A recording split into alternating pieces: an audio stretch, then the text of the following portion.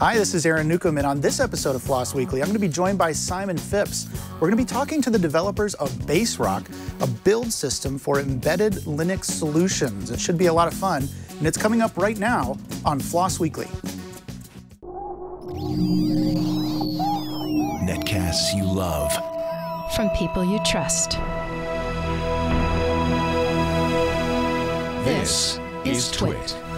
Bandwidth for Floss Weekly is provided by CacheFly at CACHEFLY.com.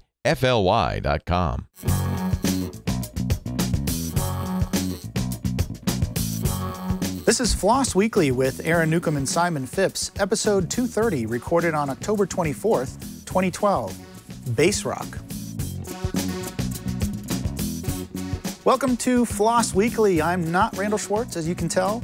I am Aaron Newcomb, filling in for Randall. Randall's on a cruise and enjoying himself, I'm sure, at the bar. And we filling in for him, and I'm joined today by Simon Phipps. Simon, thanks for joining. It's my pleasure. I'm here in Southampton in the UK, nowhere near where Randall is sunning himself at the moment. If you've been following Randall on Google Plus or anywhere else, you'll see Randall has actually been losing weight while he's been on this cruise. So we can expect a slimmed down Randall Schwartz when he comes back. That's right, and that's hard to do when you're traveling. It's awfully hard, even on a low-carb diet like he's been doing. I've done that in the past as a diabetic, and it can be hard when you're out and about because there's not always choices for you, or it's harder to find them anyway when you're traveling. So we wish him good luck on that. Well, we're not here really to talk about Randall. We're here to talk about open source software, and today we've got an interesting project on tap called Baserock. Which is a build system for embedded Linux projects or embedded Linux systems. So we're going to be bringing on these guys in a minute. And I'm not really as familiar with Baserock. I really hadn't heard of it until I was getting ready for this show. Simon, have you dealt with Baserock, or do you know these folks at all? Yeah, I've run into Rob, who we'll be speaking to in the UK open source scene, and I'm actually quite excited by something that they've told me about. They've got a honking great ARM server that they are able to populate using this software, so I want to find out all about that from them. Yeah, excellent. I thought this was all going to be about software, but as a hardware guy, I'm all for hardware, so that'll be quite interesting. Okay, well, let's not wait too long. Let's actually get these guys on, and we will talk to them. We're going to be bringing on two folks today. Rob Taylor, who is the CTO and founder of CodeThink. So we'll ask him about that. What's the relationship there between CodeThink and Baserock? And then Lars Verzinus. I don't know if I'm saying that right. I apologize in advance, but we'll be bringing on Rob and Lars. So let's not wait. Let's go ahead and bring them on right now. Rob and Lars, are you there? Hi, yes, we are. Great. And where are you guys calling or speaking to us from, I should say? So we're speaking to you today from Manchester, a lovely, glorious, sunny day. Not. Nice to be here. Great. So you guys are based there. We should say that you guys work for CodeThink. Yes, I'm actually the founder of CodeThink Limited, and Lars is one of our key architects and engineers. Okay, great. So today we're going to be talking about Baserock. So just for those, why don't you give us kind of like the 30,000 foot overview? What is Baserock? 30,000 foot overview. Over the years, we've spent a lot of time working in embedded systems with Linux, and we've pretty much worked with every way there is to build an embedded Linux system, and every one of them is painful in one way or another. And Baserock is our attempt to make building embedded systems with Linux easy, straightforward, and reproducible and reliable.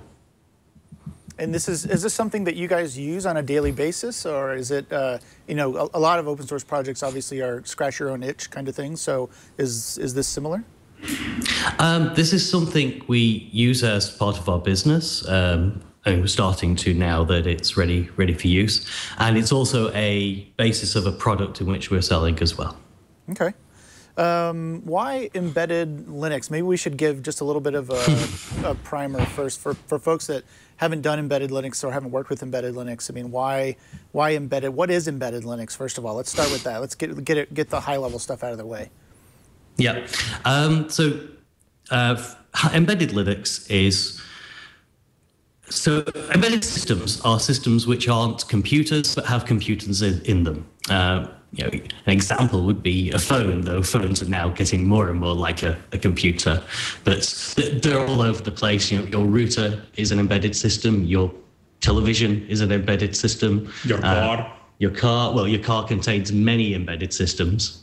And more, certainly it's been a case over the last 10 to 15 years that a lot of embedded systems are built using Linux. And now that is really the de facto standard for building new embedded systems. You're pretty much going to build them on Linux. So just to simplify a little bit even further, so an embedded system would be a system unlike a computer, which has software which is more dynamic, and things that an embedded system actually boots and runs a set of software that's static, right? That it's loaded on the system and doesn't. I wouldn't say it doesn't change, but doesn't change in the same way that a dynamic open system would. That's the boundaries now. It used to be the case, so that was the case, but now the boundaries are a lot more blurred. I mean, in a few years' time, you'll be seeing, screens, or you already start seeing screens in cars, and in a few years' time, those screens will be running applications you could download off an app store. So, where do you draw the line? It's certainly the case that embedded systems usually have some specific functionality to do with the task that they're handling, whereas computers, as we know them today, are generalists. Your laptop that sits on your desk is a general purpose computing device. An embedded system also usually drives some kind of hardware, like an entertainment system or the control electronics for a car. Right, as opposed to a big database or some other software application. Exactly. Yeah. Right. So let's get into the name Baserock. Why did you guys choose Baserock? Is that like bedrock, like the foundation of a system, or what's in the name? Absolutely. I mean, the first cut on the name was actually bedrock. It's something that is the core of a system that's a solid foundation for you to build on, because this is the thing that we observed as being, quite missing in our industry. And talk a little bit more about that. I mean, I know that there are other systems out there, right, for doing embedded Linux. What's the need that's out there? What don't they do that you guys saw and you said, we really need to build this and make it happen? So there's probably three major approaches to building embedded systems with Linux. One is you hand roll it all yourself. Basically, this is like following Linux from scratch. And there's tools to help you with that. There's one called Buildroot, which is very much in that field. Then you've got Open Embedded and Yocto, and they have an approach which is kind of like a packaging cross-compile approach. And the main problem, and that's for a long time, that was really best of breed. One of the main problems with that is that there's a lot of fragility in how it works. It's quite easy to mess yourself up. And it's also very hard to tell what you did that caused it to break. And the other approach is to start basing off a desktop distro, such as Ubuntu or Debian or Fedora, and strip it down for your embedded system. And the problem with that is that quite often a desktop distro is integrated in such a way to be useful for the desktop. As soon as you start trying to use it in a specific embedded computing environment, you're going to have to start changing things. And those changes can be throughout the whole system. You can be changing maybe hundreds of packages just to fit them together to work for your particular use case. And so one of the things that we try to do in Baserock is that all of these systems don't really have a place where you say, and you fit these components together like this to do the job. You know, in all of them, they're kind of spread out over hundreds to thousands of packaging files. And so that's one of the first things that we started thinking. Those, okay, the big task you do when you're building a system is integration. It's putting things together and making them work within a certain context. So can we have somewhere we just, one place where we write that down? And that was kind of one of the early thoughts in Baserock. And once we had that kind of initial step, then we thought about what are the other things that go wrong when we're working in these systems, and how can we solve them? One of the main things that is a really common problem is tester comes back, they're running an image. And, if you've done things well, then you've probably given that image a good solid version number, so you know what built, what you probably know what versions of packages went on. But you're probably not entirely certain exactly which, what checkpoints in your source code repository went in. You're probably not certain exactly how which packages changes you had gone into that build. Basically, you end up with this uncertainty of how you reproduce that case that this particular image that tester's gone, hang on, there's a problem with this. So what we wanted to be able to do was be able to be able to tie back, okay, here's an image, and we're going to be able to tie that back down to the exact Git commit of every single piece of software that went into building that particular image. So that gives us then this kind of trackability throughout the whole of the development process, which gives you a level of control. It means that when you change something, you can go back and look and see that's exactly what changed, and that's what went wrong. Okay, so we've got that. What else would be really useful to have? It would be really useful if we had some sort of way of continuously testing our embedded systems, so that when we have made a change and it does break something will tell us that it got broken. So we integrate it. And because we have that trackability, that's quite easy then to build in. And then the one big thing that's left, that's always been a pain building base systems, is how long it takes to build them. I mean, all these systems, it takes, if you're building it out of Ubuntu, it's probably not too bad. You assemble your PPA, and an image build takes quite a chunk of time. If you're using an image creator. But if you were going to make sure you had a clean build of everything that went into it, it would take days. Yocto, again, if you want to do a clean build, it will take days to build your system, or even if you're doing an incremental build, even just doing a single change and testing it, that can take you hours.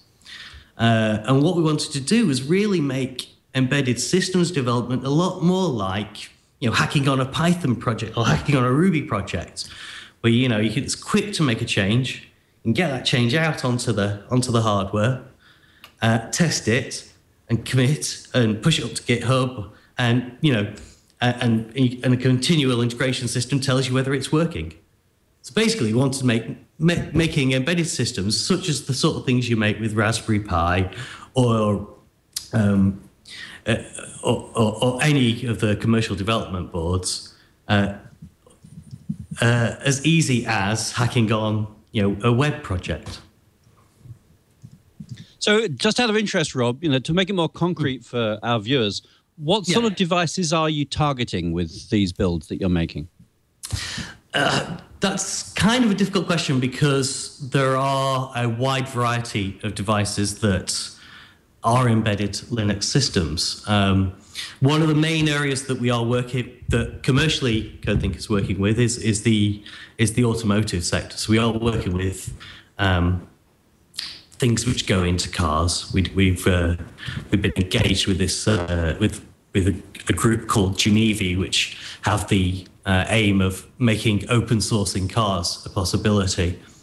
So that's one area that's really interesting and very much growth. But there's the possibilities of areas you can use this in are really quite endless. Like I say, televisions are there. And the way I see it, with things like Raspberry Pi around now, we can't even tell now what somebody's going to invent next year or the year after that. We've really democratized the ability to build embedded systems with things like Raspberry Pi, and we want to be helping support support that developer environment so people do make new things and make them faster and bring them out and get them to market or get their open source projects out there.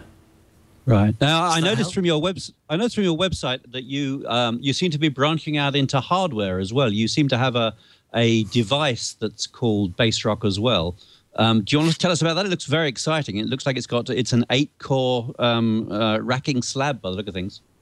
Yeah. So that's the Baserock slab, and the basically, because of how we decided to do Baserock to make it as simple as possible, we wanted to make just like as Ubuntu does, we want to do the builds on the architecture themselves. So in order for us to really make a product for ARM, a Baserock product for ARM, we needed to go away and get hold of an ARM server. Now, we went around all the people who say, yeah, we've got ARM servers, yeah, we can sell them, and that they won't sell you an ARM server unless you're a very, very big company. So we built our own, put it together. It's available for sale now. Still ironing out a couple of hardware bugs here and there in the first run. But yeah, so we've designed that specifically for building software for embedded devices, but also having had some feedback from the market now, it's also people are quite excited about, the aspects of the design we made for our case are also seem to be applicable to some quite interesting cases that people are looking at using ARM servers for. Right. So it looks to me like that's a very exciting device that is going to give, it's got eight ARM cores, half U in height. Looks to me like you can get actually 32 ARM cores. There's 8 processors on there. 8 processors on there. Each one has 4 cores. And each one has got some massive piece of storage. What did it say here? It says it's got a 30 gig solid state disk for each core or each CPU. Yeah, basically, you see those fans. Underneath each of those fans is a processor with 4 cores, and underneath that is 30 gigs of storage. So that sounds like I can get a whole cloud into one rack. I mean, if I've got that's how many is that? I can get 72 of those in a rack, can't I? Yes, and that's in theory. We yet to test that out in practice, but in theory, yeah, 72 of those, each one with 32 cores, or 8 running systems. So that's quite a lot of, and that's really where people are seeing interesting things with ARM, is that with ARM servers is the sheer amount of servers you can fit in a rack with it.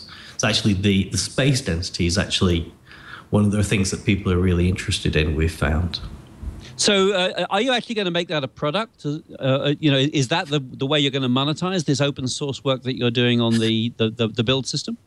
So basically think of it as that's a product which it's actually for sale now, and that's a product that's fallen out of our Baserock product. So as part of our Baserock product, we sell this server, but we also sell it separately if people want to use it and explore the ARM server world. Right. So now, would I use your Baserock build system to put images onto that for a cloud application, or are you thinking that your Baserock embedded Linux build system is a kind of a different thing to this Baserock slab? It's a really interesting question. I believe that the approach we've taken with the Baserock embedded Linux system will apply in the server space. However, I think at this point it's a bit early to push that and see if that's the case. At the moment, people are still going, "Ooh, what can we use in our, could we use an R server for this particular use case?" And they're looking at specific problems. So the question of what they run on it's still almost secondary at this point.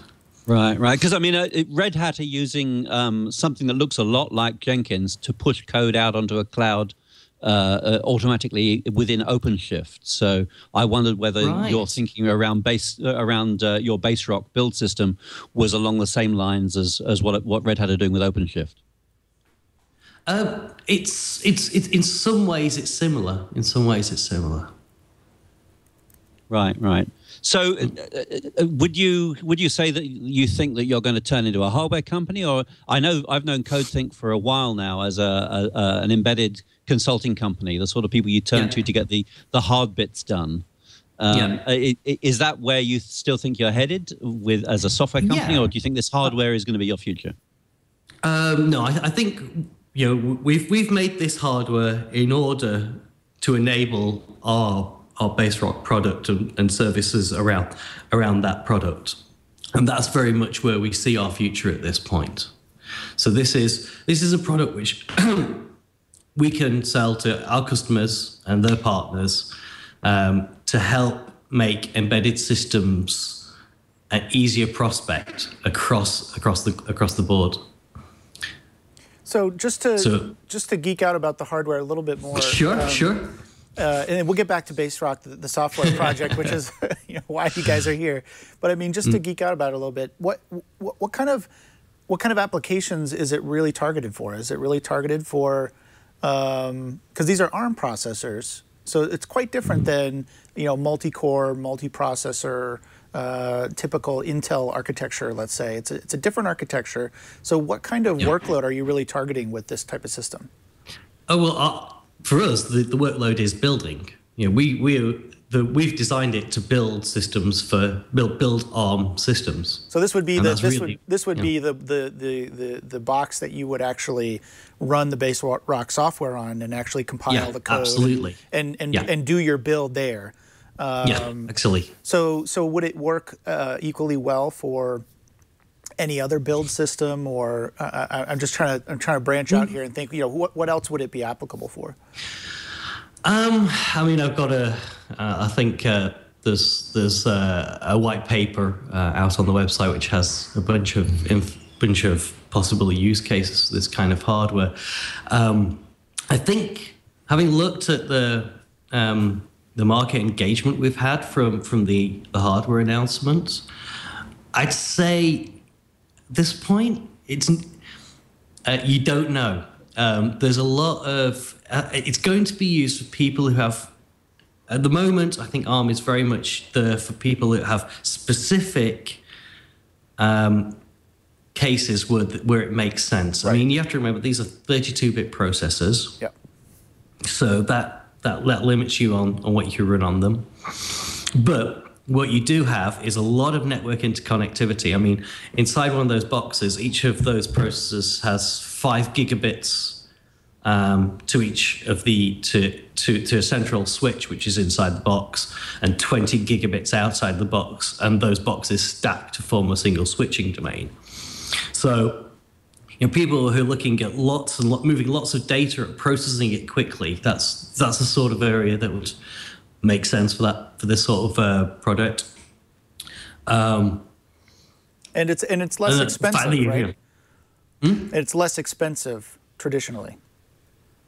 It depends on your work, on what you're using it for, really. For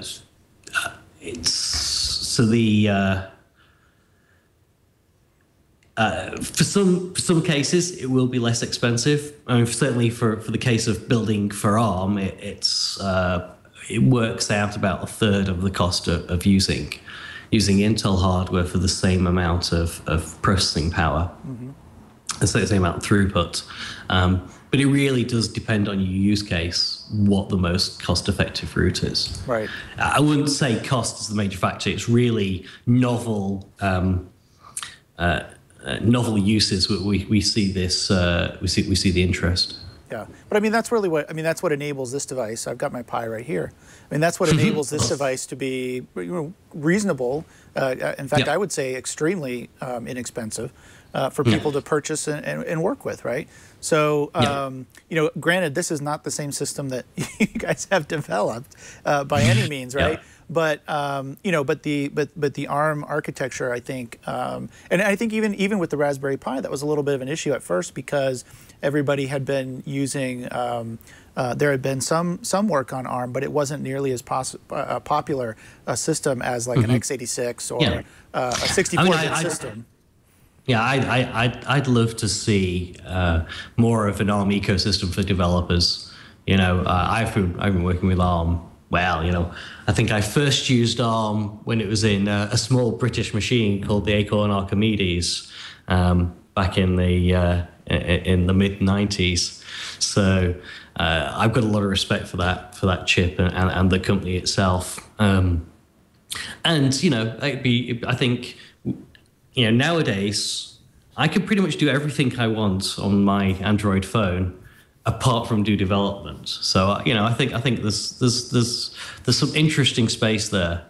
Once you start moving away from everything needs to be an Intel PC.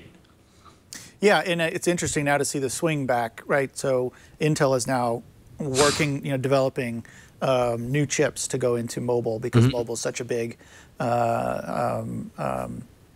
area right now, and of course, I think ARM pretty much dominates that space. So it's interesting to see the switch back, the swing back. It's like a pendulum is going more and more towards mobile devices, and so everyone's kind of following that. Let's go where the market is. So now let's get back to Baserock itself. So kind of walk me through. You laid it out pretty good earlier on, but kind of walk me through. As a developer or as someone working with embedded systems, I mean, especially when I'm going to beyond development into production, does Baserock continue to help me, push out new code? I mean, there's obviously once you get the hardware finalized, there are certain limitations to what you have in that particular piece of hardware, but there's always new software being developed, always new code that's going into the various drivers and things. So does Baserock help from an ongoing standpoint as well, beyond just the development cycle? Lars, do you want to take that? I've been talking way too much. That's what we have designed the system for. It's nice to have a system that is easy to build and very fast to build, but it's also crucial for embedded systems of today and of the future that they can be updated, that you can add a new kernel version to fix a security bug, for example. Right. Any embedded system today is vulnerable to attacks.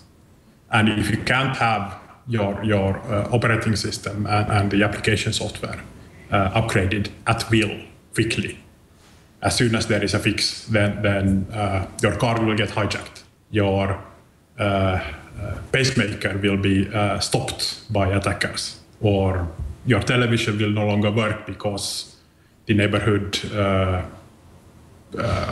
bicycle gang decides it's fun to crash everyone's television. These kinds of things make it absolutely crucial that you can update your system. And we've designed Baserock so that this becomes practicable. And not just in theory, but also that you can do it every day if you wish. Yeah, because obviously, I mean, I'm thinking of devices that I've got at home, like my Blu-ray player, my Wii, all these devices that go out and look for an update, and occasionally you'll get some sort of security thing that comes through, or new software features. Like my Blu-ray player, for example, has Netflix built in. In order to update that, they need to get the Netflix code, bake it in, just as we're talking about, right? I mean, as far as bake it into their build, and then push that out so that when the device goes and looks at it, pulls down a new image and applies it. That's pretty much right? Yeah. Yes, and that's also something that we do with Baserock. And there are basically two sides to this problem. One is the actual pushing out of updates and making sure that when the update is applied on your device, the device continues to work. And we have a solution there based on a piece of code we've written and using the Linux Btrfs file system. The other side is developing the fix. So before it can be shipped to devices, you have to make sure that you make all the code changes, that you import all the changes to the kernel or the X Windows system or GStreamer or whatever component you need to update. And so that you can do it so that it doesn't take you a long time, it doesn't take you a lot of effort, it doesn't make you grow the hair, as some people have done so far.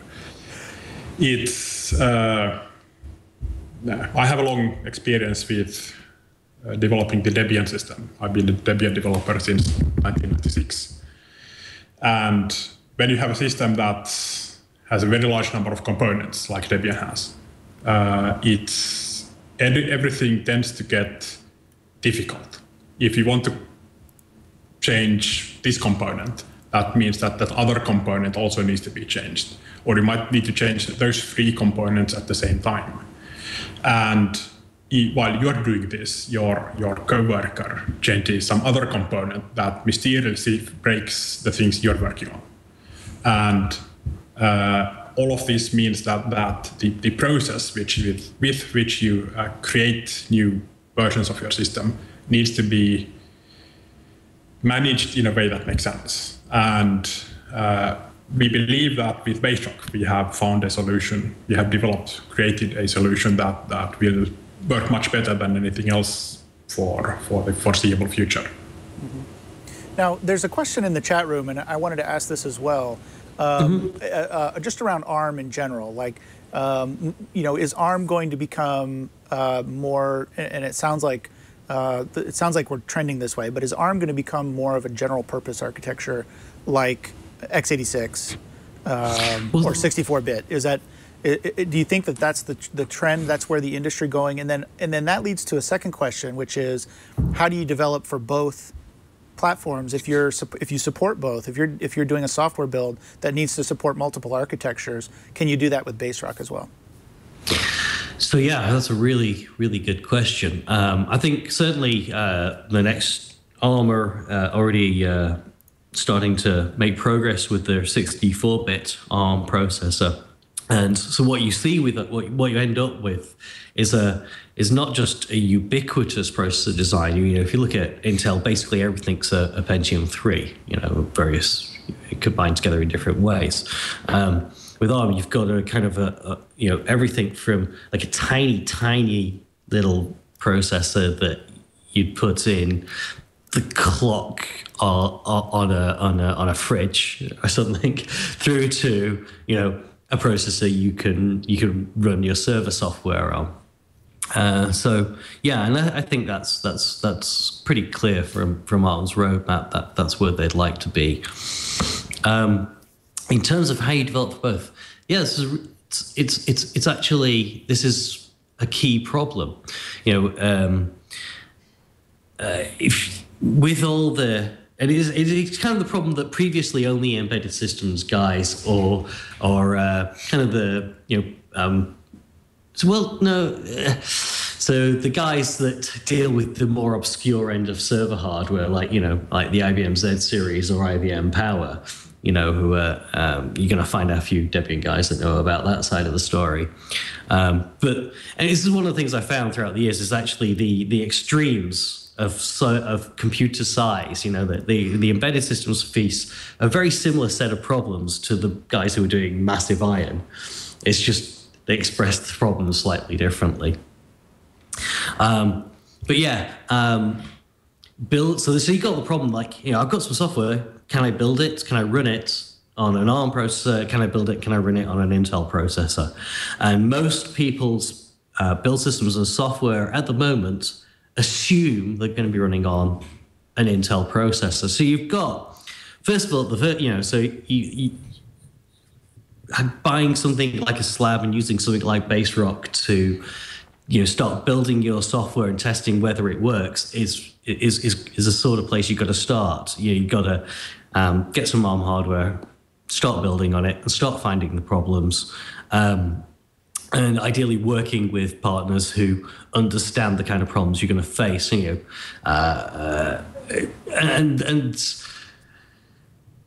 depends on what your software is, how hard that's going to be. If you've written a load of, if your infrastructure is, a load of Ruby, then you're probably going to be okay. I know the Linaro guys had to fix a few interesting bugs in Ruby around ARM recently, last year.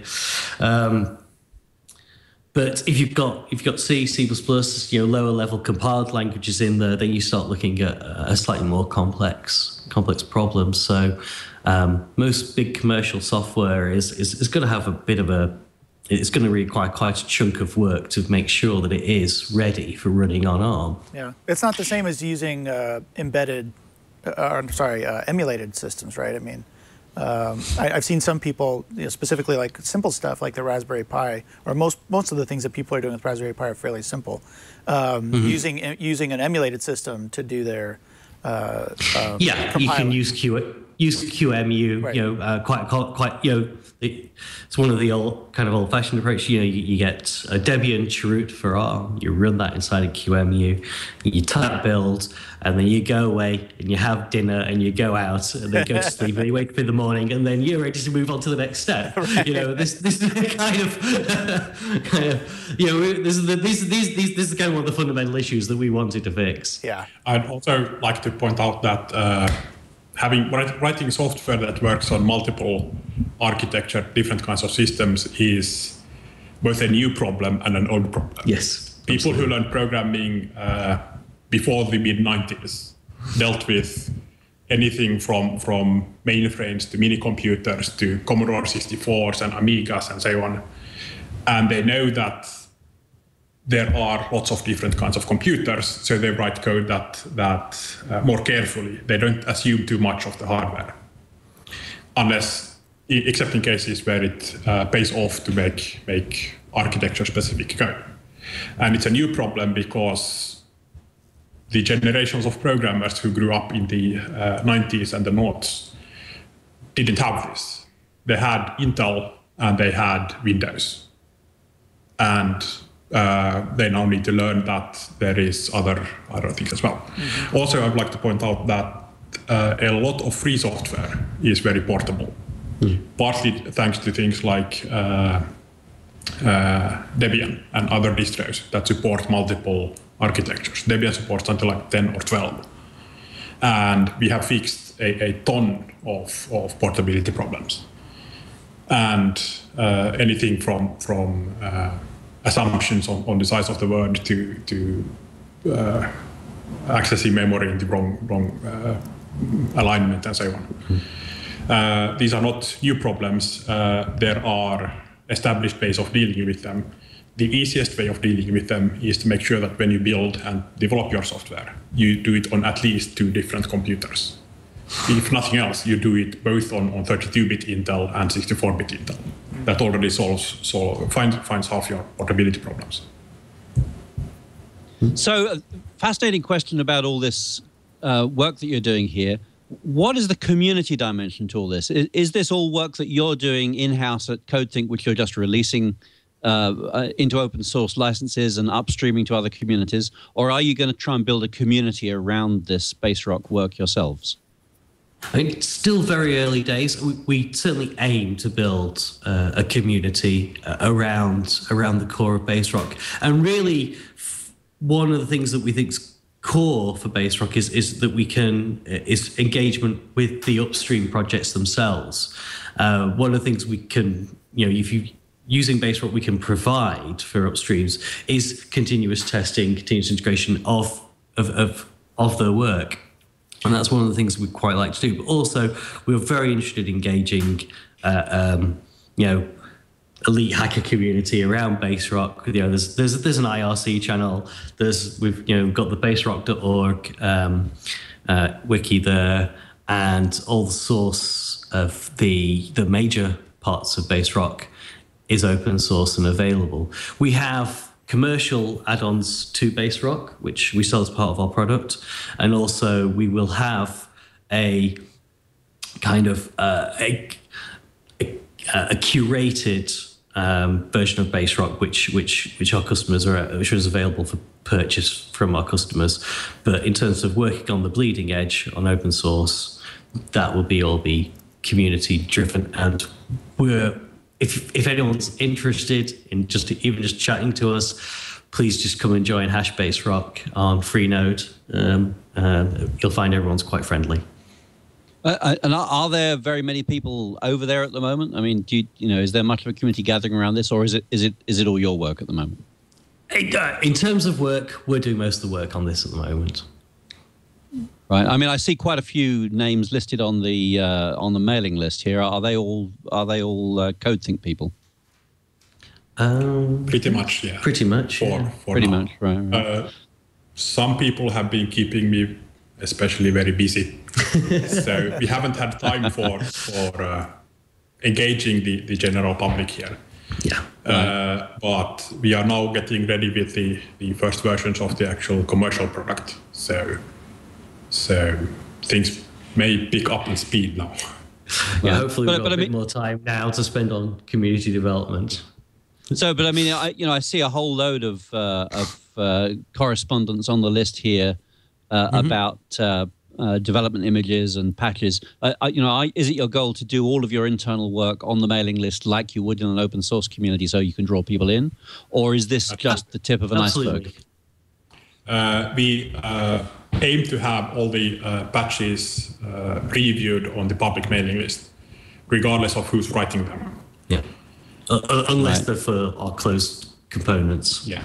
Our added value components. So the development of our added value components is done on a separate mailing list using exactly the same processes. Obviously, we use our open source style processes all through the business, whether it's closed or open.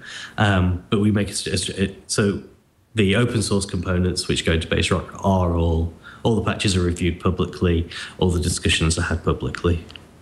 Right. And I see. So you're using Git. So you're pretty disconnected in process terms from the folk who are going to be working with you. Are you going to be using a contributor agreement to get copyright assignment back? No.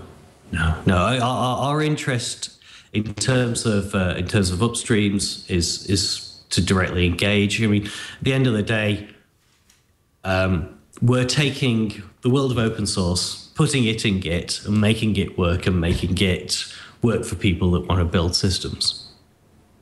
Right. So there's not much space there for a contributor agreement. Right. Yeah, So it's upstream. It's mostly upstream code. Absolutely, yeah. So you're basically integrating a solution. I mean, you look a lot like what CodeBees have. Sorry, what am I talking about here? About what the Jenkins folks have done in terms of integrating upstream code to make a running system. It looks very much like CloudBees. CloudBees. I don't know CloudBees, but I'll certainly check it out after the. You should go check them because they're the folk who are commercializing Jenkins to produce continuous integration in the cloud. Oh, that's great. That's good to hear. And I'd say that your product looks a lot like an embedded clone of CloudBees business. Well, I don't know if it's a clone. I think there's some aspects of the business we won't be going into just yet, but let's have a look. I'll certainly take a look. Right. So very interested to understand how you've selected the components that you're using here, because you had a bit of choice about the stuff. Why did you use Jenkins and not Hudson from Eclipse, for example? I thought Jenkins was the free software version of Hudson. It is, yes. I think it's a political question more than a software choice question. I think Lars's answer says it all. That's where the community is. Oh, that was what I was hoping you were going to say. So, I mean, is that what's guided your choice in the rest of the tools that you're using there? Or, what is the kind of thinking behind the way you've assembled this stack? Yeah, we've assembled it in, we know what functionality we want to get to. We've gone out there and looked at which components make the most sense to help us get there quickly. And we've gone for the ones which have the most active developer communities. I mean, just like we would with any project that we'd be working on, running on open source. Right, it's actually interesting. That's pretty much what City of Munich said about why they picked LibreOffice, was because they preferred to go with the active free software community. So, going forward, do you have any other commercial organizations that are using Baserock at the moment, or are you hoping that they're going to be joining in with you fairly soon? I don't think I can go into that at this point, I'm afraid. Sorry. But good try, though. So to go off on a completely different tangent, I'm interested. I don't know whether you saw the news today that from the Raspberry Pi folks that they've persuaded Broadcom to open up the video core code and release it on the SD license. Do you have a reaction to that? I mean, I'm interested to know whether you think we're actually going to see ARM going to be a true host for fully open source systems anytime.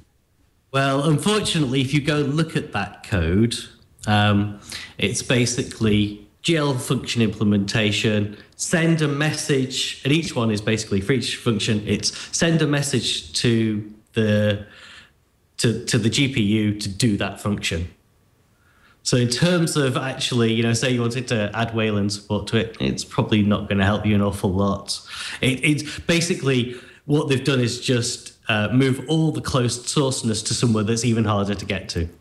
Right. Well, I was kind of getting... It's still all closed source code. Most of the driver is closed source code running in the firmware of the GPU. So I was beginning to get that impression from looking at all the comments on Slashdot, I have to say. But Eben's done a reasonable job there in opening up some of the code that's in the relation to Broadcom. He's had a spec sheet published for one of the chips for the first time in history, and we at least have the API shim to that closed source video code released. So it's slow but steady progress.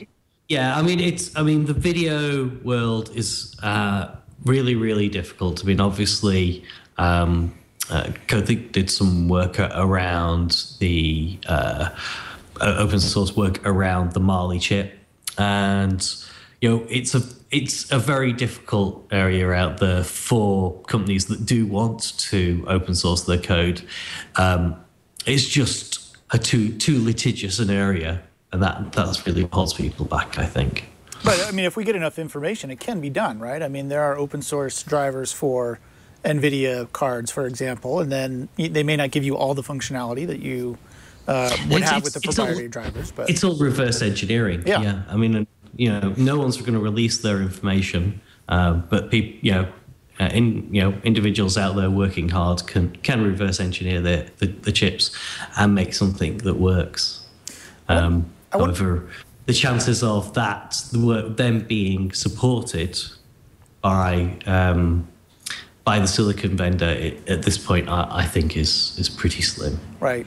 So I want to, and I might get myself into trouble here, but I'm willing to open up myself to it.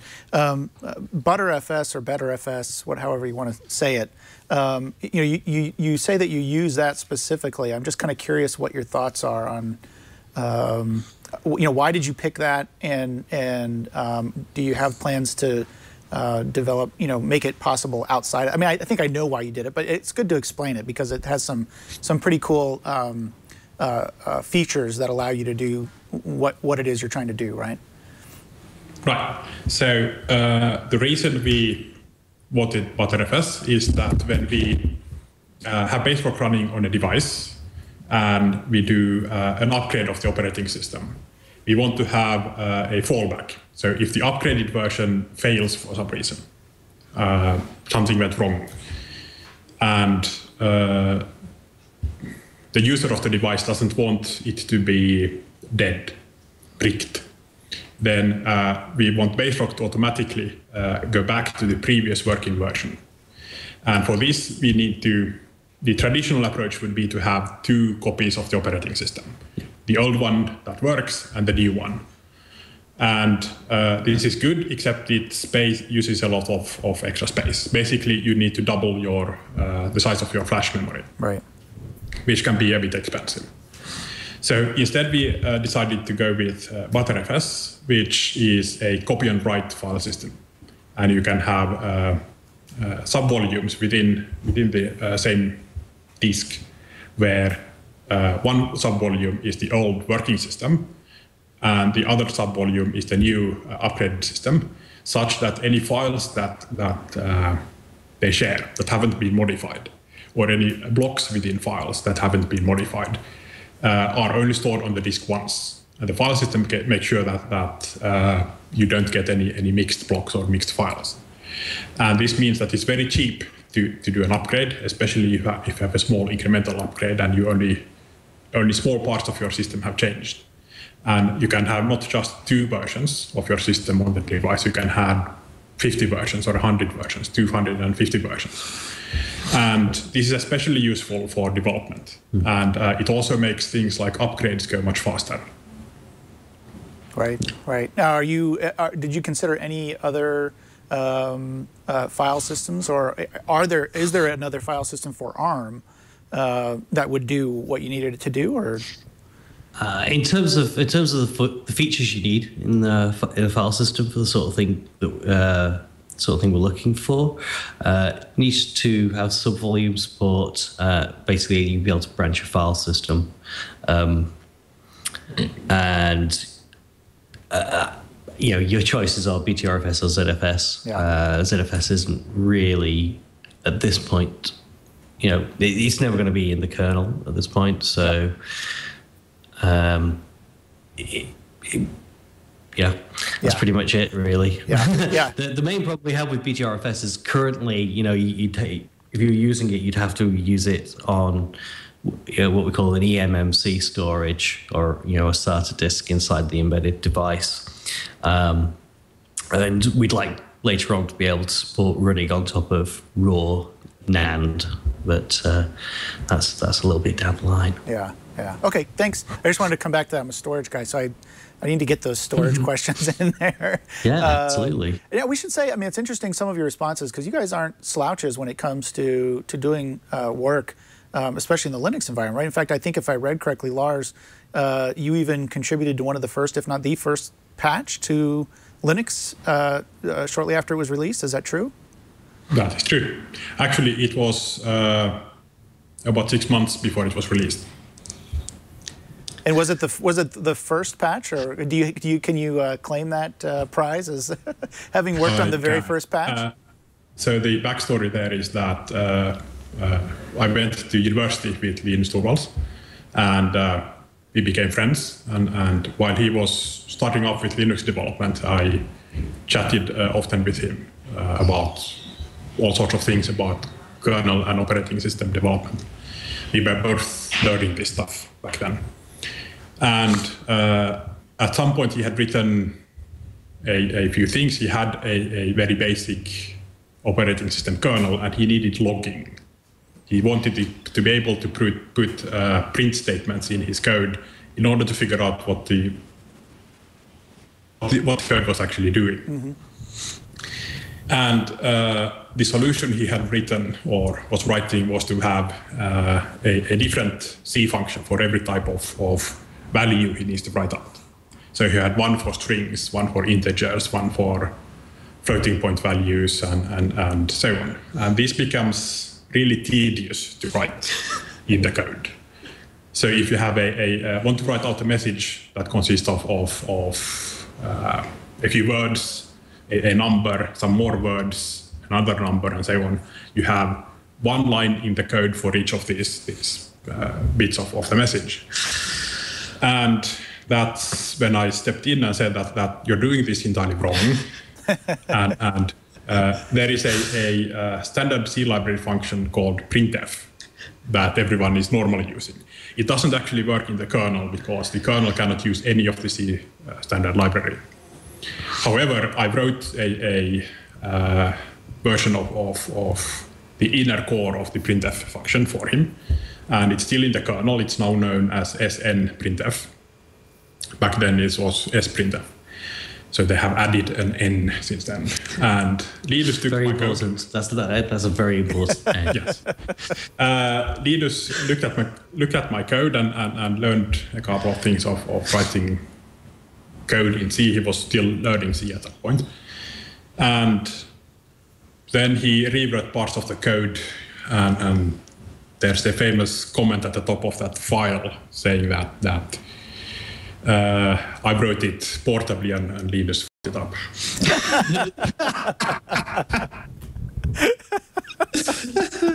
What an awesome story. I love that. I love that. Well, guys, listen, we have come to the end here. I've got one last question from the, and I don't know if you guys if maybe this is published on your site, but it's just in terms of the cost of the slab product. Is that something that's published? Can you talk about that? I think at this point it's best to contact via the site and get a priced application. Okay, so if you're interested in the Baserock slab, get in contact with you guys. Otherwise, how do people get involved? Should they just go to baserock.org or? Yeah, certainly. So in terms of if you're looking at Baserock for a commercial point of view, come and talk to our sales team, and you can get contact there from the Baserock website, baserock.com. If you're interested in getting involved as a community member, you can read a lot of stuff on baserock.org, and you can join in the mailing list there and join us on IRC on Freenode on #Baserock. Okay, and if I just want to use Baserock at this point, is it can I actually go out and download the source, or assuming I have some sort of a suitable platform to run it on? We publish on the baserock.org site a couple of system images for the Intel platform at the moment, and a couple of versions of those. So one is a base system and one is a system meant for development. You can run these on a virtualization system like KVM or VirtualBox, and there are instructions for that on the website. And all the code that goes into those is available on git.baserock.org. We build everything from that Git server. Okay, great. And one other question too. I got so many. I hate to stop, but it's good to hear. Yeah, I mean, you mentioned that you could run it on a VirtualBox server, I think is what I just heard. So, I mean, could I actually do anything with the Pi then, if I'm running that, or not really? At this point, we're not quite ready for that, I think. I mean, I guess if you're